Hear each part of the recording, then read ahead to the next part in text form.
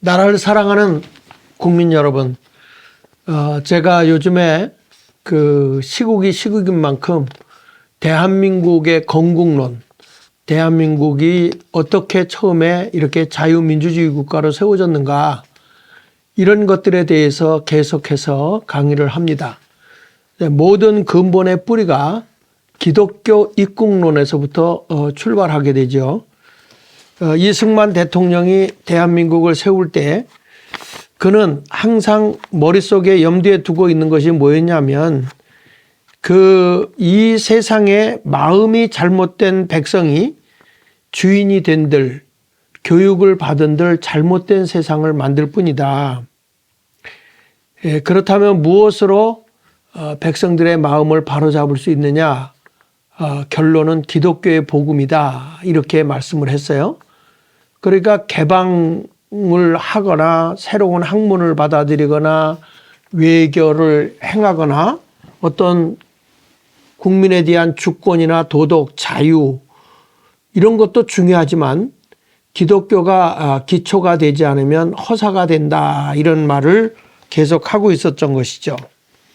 그러니까 이 이승만 대통령은 정치의 변화나 제도의 혁명은 사람이 바뀌는 것부터 출발해야 되고, 사람을 바꿀 수 있는 것이 바로 기독교의 복음이다, 이렇게 말을 했어요. 그래서 기독교의 복음이 대한민국의 생명이다, 그 생명 되신 분이 예수 그리스도이다, 이렇게까지 말했습니다.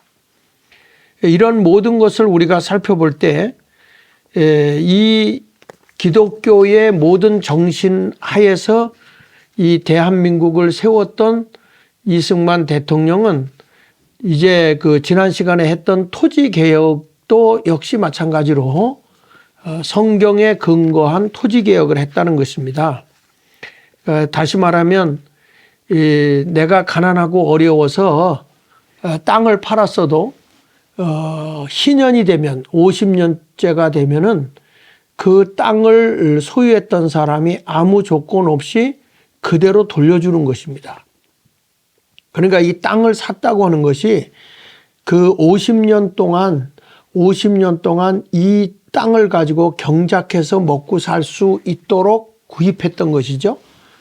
그래서 그것으로 구입을 하고 난 뒤에는 내 것이 되는 게 아니라 50년 뒤에는 원주인에게 돌려주는, 이러한 사상이 희년의 사상이었어요. 그러니까 이 토지 개혁은 양반만 끝까지 가지고, 그래 가지고서 서민들이 살 수 없도록 부유층만 계속 기득권을 가지고 살아가는 것이 아니고, 모든 사람이 평등하게 자유롭게 잘 살 수 있도록 만들어준 그러한 토지 개혁이 성경에 근거한 정책입니다. 이것을 성경에서는 희년 사상이라고 얘기하죠. 그러니까 토지를 다시 원주인에게 돌려주는 그런 모습을 보여주고 있는 것입니다. 그래서 이 토지 개혁은 한마디로 뭐냐면 신분 개혁이기도 했습니다. 우리나라에 양반은 땅을 다 가지고 있고 노비들은 그 양반의 땅에서 농사를 져서 겨우 먹고 사는, 그러다 보니까 저들에게 평등이라는 게 없지 않겠습니까? 근데 성경을 근거한 정책은 평등과 자유입니다. 그것이 선결 조건이 돼야 되는 거거든요. 하지만 우리나라의 봉건적 토지 소유 제도는 이것은 양반들만 살게 돼 있는 것이지 천민들 또는 노비들은 살 수가 없는 아주 가난의 대물림을 이어가는 것이었습니다. 이런 봉건적 토지 소유제를 타파한 것이 토지개혁입니다. 그래서 농민이 토지를 소유할 수 있도록 했고요. 또 이 경자유전 원칙에서 농사 짓는 사람만 농토를 소유할 수 있도록 했고, 소작제도는 폐지시켰습니다. 그러니까 내가 땅을 가지고 다른 사람에게 농사를 짓도록 주는 그것을 폐지했다는 것이죠. 이것이 바로 우리 대한민국의 현재까지 유지되고 있는 헌법 121조에 속해 있는 내용이기도 합니다. 자, 이렇게 이승만 대통령은 모든 사람이 골고루 잘 살도록 하기 위해서 토지 개혁에 성공을 했습니다. 근데 이제까지 우리가 보면 이 동남아시아 이쪽에서 토지 개혁을 해서 성공한 나라는 한 군데도 없습니다. 오직 우리 대한민국만 성공을 했죠. 북한도 못했고요.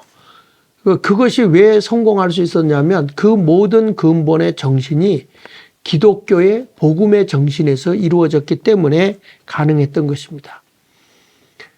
우리가 어떤 일을 변화시킨다, 어떤 것을 기준으로 해서 일을 행한다고 할 때 여러분 천지는 변해도 1.1획도 변하지 않는 것이 하나님의 말씀이잖아요. 그러니까 세상이 다 흔들려도 하나님의 말씀의 기준으로 나라를 이끌어 갈 때 그 나라는 병들지 않는다는 것입니다. 그러나 이 기독교의 복음의 정신을 잃어버리게 되면 그 나라는 뭐가 되죠? 정신 빠진 나라가 되는 겁니다. 그러니까 이 복음의 정신을 상실해버리게 되면 사회가 부패되고 그리고 빈익빈 부익부가 극에 달하게 되고 사회는 점점 타락의 길을 걸어가게 될 수밖에 없는 것입니다. 이것을 알고 예수를 만난 뒤에 변화를 가졌던 이승만 대통령은 우리나라의 토지개혁만이 아니라 신분개혁까지도 잘 이루어서 대한민국을 이렇게 자유로운 나라로 세워줬다라고 하는 것을 우리는 알아야 됩니다. 그 다음에 이제 또 이승만 대통령에게 빼놓을 수 없는 것이 기독교의 정신에서 이어나와서 토지개혁만 했을 뿐 아니라 교육혁명을 중심으로 해서 대한민국을 변화를 일으켰다는 겁니다. 그러니까 나라가 잘 되려고 하면 백성이 깨우쳐져야 하고 백성을 깨우치려면 교육을 시켜야 한다. 이게 이제 이승만 대통령이 우리에게 일러주고 있는 그런 교육 내용이죠. 그러니까 이승만 대통령은 기독교 교육을 통해서 국민들이 각성해야 독립민주공화국을 수립할 수 있겠다 이렇게 주장을 하셨어요. 1952년도에 국민학교, 지금으로 말하면 초등학교에 의무 교육을 시키신 분이 바로 이승만 대통령이고요. 그 이승만 대통령은 그 자기가 젊은 시절에 한성 감옥에 갇혀 있었잖아요. 근데 그 한성 감옥에서 예수를 만난 뒤에 그 자리를 감옥 학교로 시작을 했습니다. 그 자리에서 정말 범법자들, 무식한 자들 이런 사람들을 가지고 교육을 했죠. 한성 감옥 학교를 시작을 해서 상동 청년학교 교장도 하셨고요. 그리고 이 지금 상동 청년학교 이 교장으로 됐는데 지금 여기 그 상동교회 그쪽에서 이제 이 교육을 시작하게 되고 그 다음에 하와이 한인 기독학원을 설립을 했어요. 뭐 이런 교육에 대해서 하자면 말할 것이 없을 정도로 우리 이 이승만 대통령은 기독교 교육을 통해서 조선의 신분제도를 극복하고 그리고 남녀 평등이라는 혁명을 일으켰죠. 아주 대단하신 분이에요. 그래서 이런 교육혁명을 해서 이승만 대통령 한 얘기 가운데에서 교육은 직업이 아니고 소명 그 이상이다. 그래서 선생님들이 된다는 것은 요즘에는 일개의 노동자로 스스로 자기들을 비하시키고 있지만 이 선생님들은 예전에 우리 어렸을 때만 해도 그림자도 밟지 않는 그래서 선생님들은 굶주리고 그 가난하게 살아도 제자를 양육하는 그런 소명으로 상당히 이 올곧게 학생들을 가르쳤고 또 그런 삶을 살았던 걸 우리가 보게 됩니다. 지금 우리나라가 다시금 굳건하게 좋은 인재들을 키워내는 그런 교육 시스템이 되려고 하면은 선생들의 의식부터 바꿔야 됩니다. 그냥 하나의 교육 노조, 하나의 노동자로 자기들을 비하하고 살아가는 그 모습을 보면 이것이 바로 사상적으로 자기들을 스스로 비하시켜서 그 아이들을 병들게 하는 좋은 교육이 되어야만 좋은 인물이 나오는 것인데 이 교육자들이 병들어 버리니까 좋은 인물을 키워낼 수 없는 나라가 된다는 것입니다. 그래서 우리는 인재를 키워내야 대한민국의 미래가 있는 것이잖아요. 그래서 이 이승만 대통령은 이 문맹 퇴치 운동을 하면서 의무 교육으로 그 정부 예산의 10%를 이렇게 써가면서 문명 퇴치 운동을 벌였고, 또 6.25 전쟁 당시에 교육제도 대학생들 군복무 면제를 했을 뿐만 아니라 이런 인재를 키워내서 결국에는 한강의 기적을 일으킨 것입니다. 지금 제가 지난 시간에 한 것을 여러분들이 다시 한번 복습을 하고 있는 것이죠. 이승만 대통령은 전쟁 폐허를 듣고 이제 교육 입국과 공업 입국을 꿈꾸기 위해서 교육 혁명을 일으켜서 하와이하고 인천하고 이렇게 연결해서 대학을 세운 게 인하공대라고 지난 시간에 말씀했죠. 그리고 나중에는 2만여 명을 미국으로 유학까지 보내서 우리나라 산업화하는 데 큰 일을 했고, 또 1950년 7월에 미국과 원자력의 평화적 이용에 관한 한미협정을 맞아서 원자력 기술도 도입하는 그런 큰 일을 행했던 사람이 바로 이승만 대통령입니다.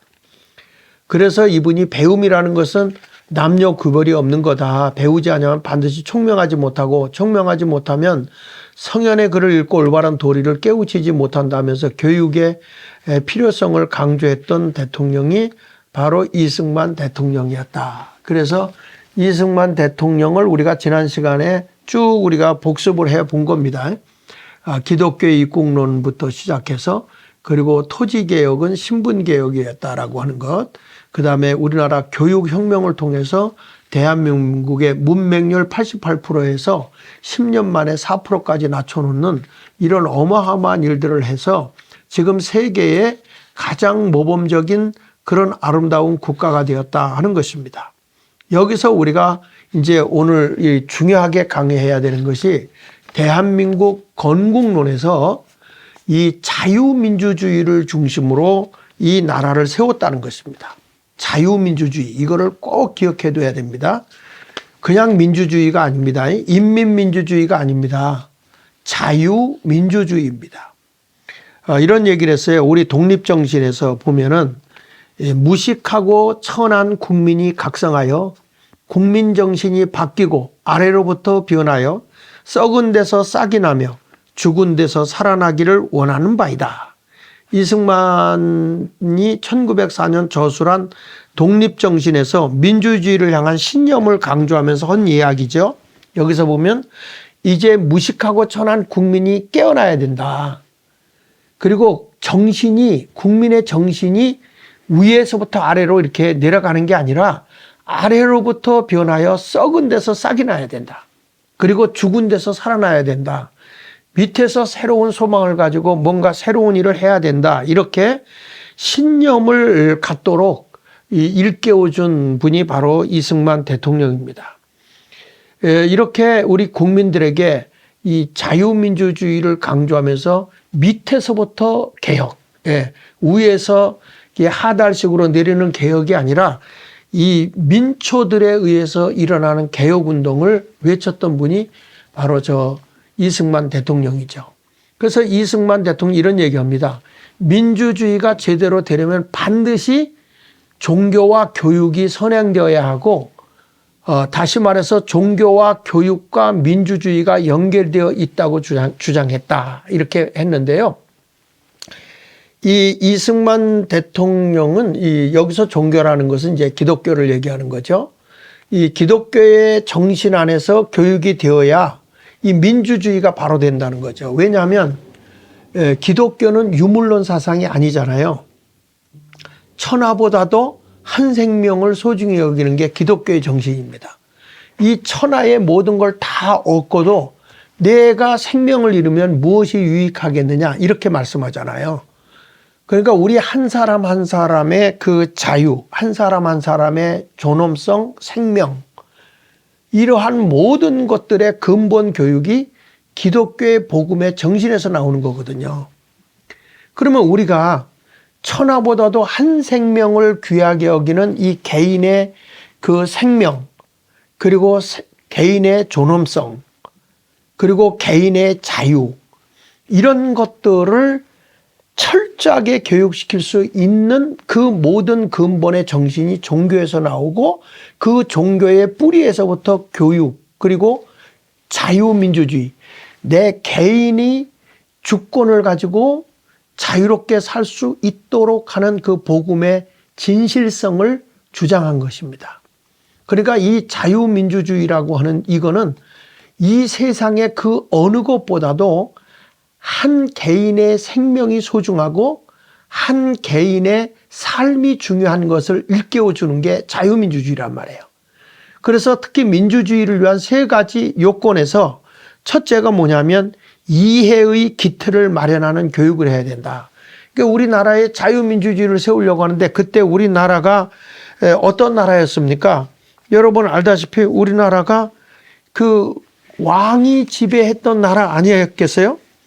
그러니까 우리나라의 모든 신분제도를 보면 왕이 통치하고 있는 그런 나라다 보니까 사람들이 완전히 뭔가 쇄국 정책에 갇혀 있고 그리고 한 사람에 의해서 그냥 짐승과 같이 노예같이 끌려다니는 그런 모습이었잖아요. 근데 자유민주주의라는 건 뭐죠? 나 한 사람이 천하보다 귀하다는 거예요. 이게 자유민주주의예요. 그래서 그 민주주의를 일깨우기 위해서 이해의 기틀을 마련하는 교육을 해야 된다.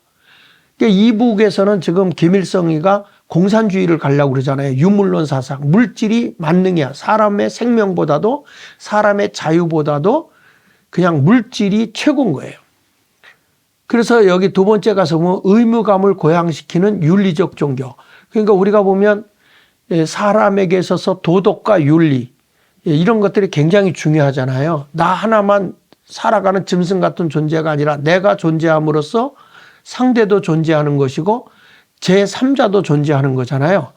그러니까 나도 소중하고 그도 소중하고 너도 소중하고 그도 소중하다.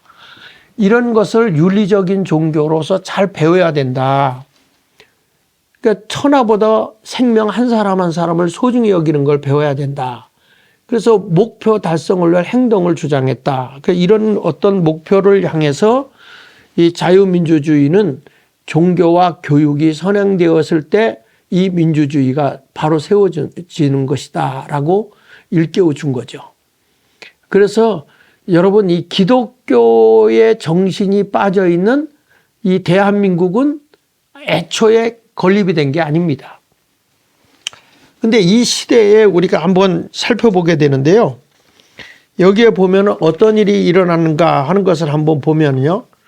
지금 이 자유민주주의를 우리나라가 시작할 때 보면 이승만 대통령은 2차 세계대전 이후에 소련의 공산주의 본질을 꿰뚫고 가장 먼저 자유민주주의를 주장한 세계적인 지도자가 바로 이러한 이승만 대통령이었다는 거예요.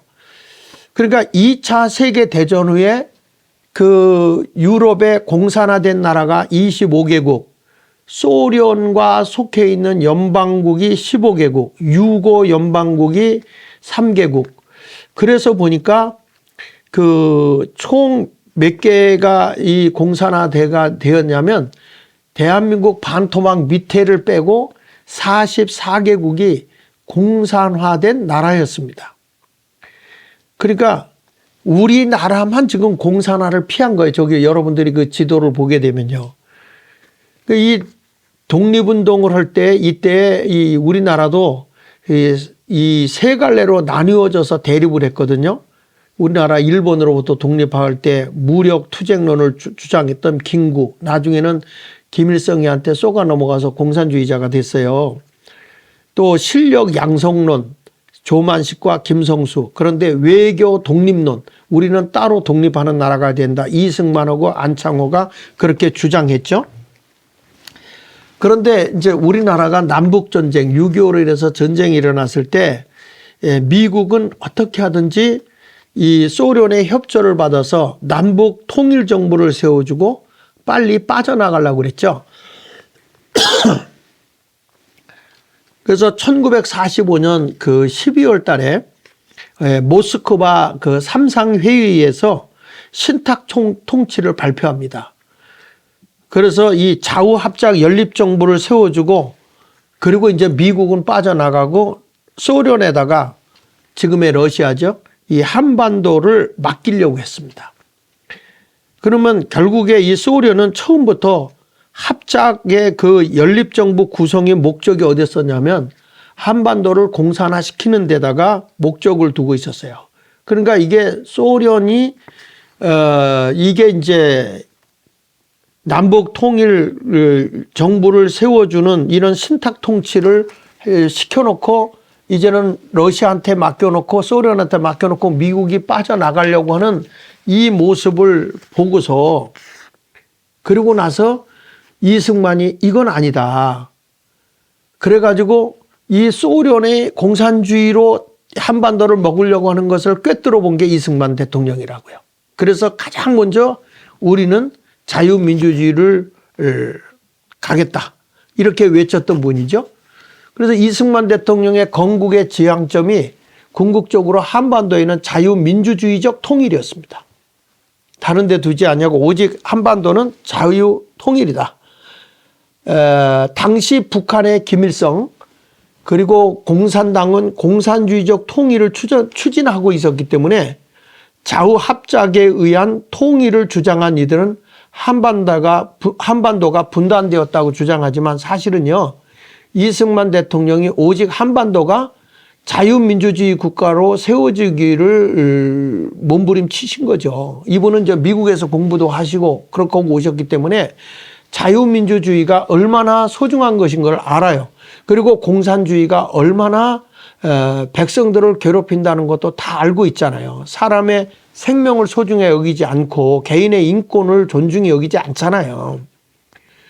그러다 보니까 이 대한민국의 남한은 분명히 이 자유민주주의로 가야 된다라고 생각했던 거예요. 처음에 이승만 대통령은 한반도가 그 소련의 공산주의적 통일 그리고 주변 열강의 희생양이 될 가능성이 있는 걸 막기 위해서 신탁 통치를 반대했죠. 그래서 남한의 단독 정권 수립을 주장했던 거예요. 이게 이제 소련하고 3개국이 지금 여기 가서 이게 협상을 했잖아요. 소련 그리고 북한 그리고 미국. 그 남한의 이 이승만 대통령은 회의에 참여를 안 했습니다.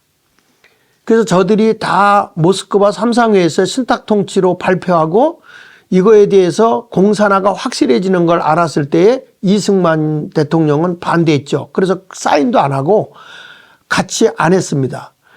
그리고 이제 그 포로로 교환하게 돼 있었는데 이때의 밤사이에 이승만이는 어떻게 했냐면 그 포로들이 북한으로 안 가겠다는 사람도 많았거든요. 그래서 미군들이 지키고 있었던 그곳에 가서 체류탄을 뿌렸는데 그 체류탄이 뭔지 아십니까? 고춧가루예요, 고춧가루. 고춧가루를 뿌려가지고 미군들이 재채기할 때 포로를 풀어주고 나오게 했죠.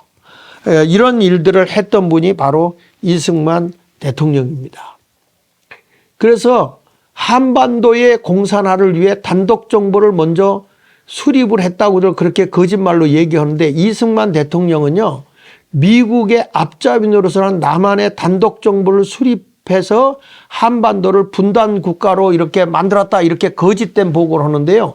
그것이 아니고요. 실제적인 것은 한반도의 공산화를 위해 단독 정부를 먼저 수립한 것은 김일성 정권입니다.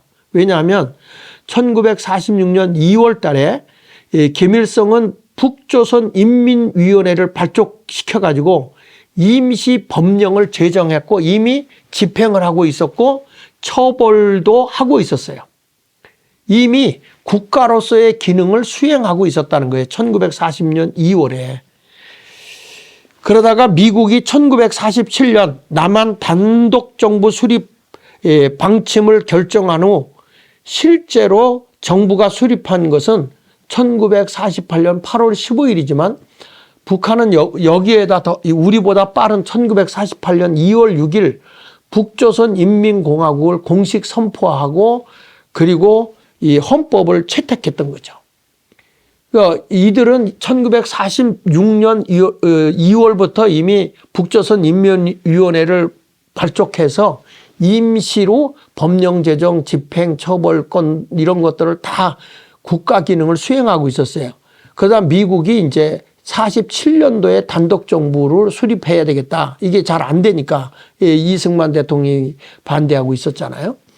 그러다가 남한 정부가 수립된 것은 1948년 8월 15일이고 북한은 우리보다 6달 먼저 1948 2월 6일에 북조선 인민공화국을 공식 선포했어요.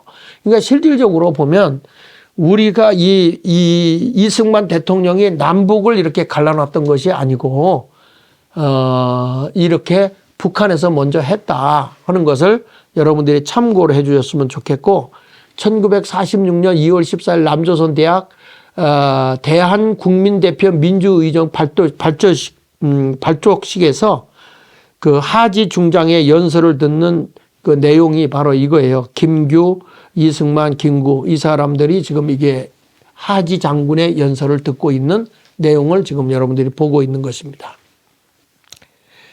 여러분 이렇게 우리가 살펴보게 되면 이승만 대통령은 1947년 트루먼 독트린 선언으로 인해서 미국의 자운이 없던 상황과 주변 열강들의 압박 속에서도 단 한 번도 조국의 독립과 자유민주 체제를 바탕으로 한 독립국가 수립이라는 목표를 포기한 적이 없어요.